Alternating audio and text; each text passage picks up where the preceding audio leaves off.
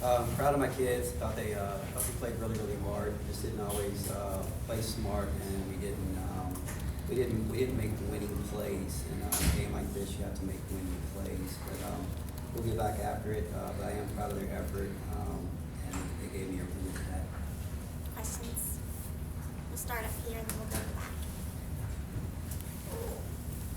Coach, just what was the design play call on the final play of the game? The final play of the game, or the final possession? Final possession. Well, back it up. We got the opportunity that we wanted when it was I think it was 8 seconds left, maybe a little bit more. We just didn't finish the play out. We were trying to get Tony on a handoff. If Asia Boone didn't have the shot, and in a continuity situation, they tied us up. Only 2 seconds left. We were going to go into a quick hitter and declare up. Saw our numbers, and I don't know. Tony thought that time was running out and tried to do it off of her leg, but I thought she had an opportunity to get it inside. We just didn't execute it. Coach, this was a typical SEC game. I mean, just all battles, no matter what, whether road or at home. Tennessee, of course, had 2 players in foul trouble. Those Lady Ball freshmen had to step up considerably. Just what did you think about freshmen reacting to an environment like that? I don't know. Those are Kim's kids. You have to ask Kim that. But this is SEC basketball. I think we set women's basketball back about 15 years today. With way both teams play shooting under 30% from 3, 30-plus turnovers. I wouldn't have paid to watch it. But Questions? We'll go to the back. Lindsay. Today was probably one of Jordan's better games in a Kentucky uniform. What did you see from her as she kind of continued to battle? very, very proud of her. She's trying to find her way through, Tiani's absence, and, we've been wanting her to be a little bit more aggressive. Tonight, I thought she was that, and we need a little bit more. Bless her heart, she played 36 minutes, really hard battling. She started cramping up towards the end. But I can't fault her effort today. And if we can continue to get that from her, then we're going to be a better team. But she gave us what I was asking for today. Follow up, Lindsay. Another game without points from the bench. How much do you need that production going down the stretch? We need it. We need it. I thought Lacey Blue came in and was much better today than she was the last game. But we still need more production from that. And you're not going to win in this league unless you can get some type of production. When I say production, it doesn't always have to be points or rebounds. It can just be steady play and coming up with winning plays, and we need that from them. Phoenix.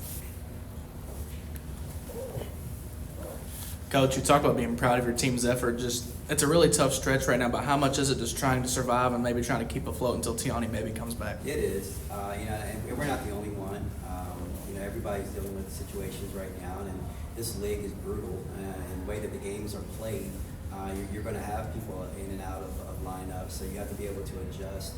And but we are, and during the stretch without her, I think we're 2 and 3, and she's a big part of what we do. And we need her physicality, her toughness, her her 5 fouls, or 40 minutes, or whatever it is that we're going to be able to use with her in order for us to be successful in this league. Final questions? Go ahead. Fairtrack was obviously scouted really well for tonight. She still finished with 15 rebounds. Just talk about how she adjusted, even though some shots weren't falling like normal. Yeah, you call it scouted. I call it mauled. We're sitting there watching replays, and her jersey's being tugged, and she's being pushed on, and But you know what? Obviously, that is the scout, all right, and that is what people are able to do. We've got to learn how to play through it. She's got to learn how to play through it and adjust. And I think it's been particularly difficult for her when she doesn't have her sidekick. Tiani takes a little bit of that physicality off of her shoulders, and so Jordan did a good job tonight. But that's I wouldn't pay to watch that game. I wouldn't even streamed it. I would have turned it. Just the level of just crashes and everything that was going on there. But kudos to Tennessee's fans. They do a tremendous job. The atmosphere is great.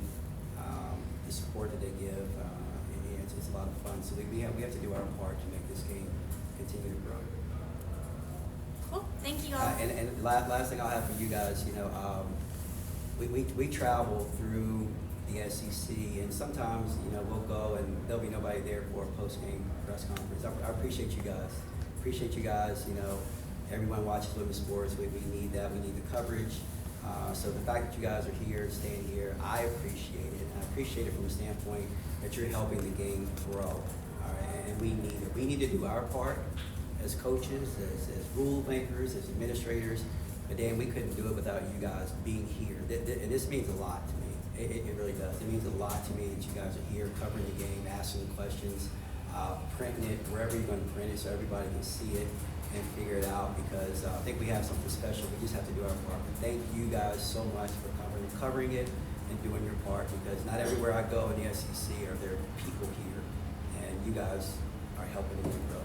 Thank you. Thank you all. Travelers, get home safe.